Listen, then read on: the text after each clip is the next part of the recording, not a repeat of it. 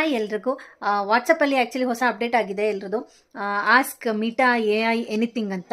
So ಅದರಲ್ಲಿ ನನ್ನ channel ಬಗ್ಗೆ ಏನು ಹೇಳುತ್ತೆ ಅಂತ ಕೇಳೋಣ, ಬನ್ನಿ ನೋಡೋಣ. ಕೇಳಿದೆ ನೋಡಿ.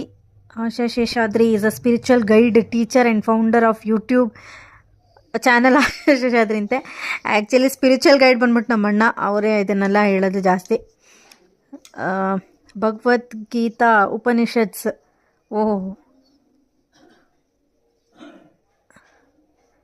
focus Asha Sheshadri's message focus on helping individuals discover their true nature, cultivative inner peace and live meaningful life.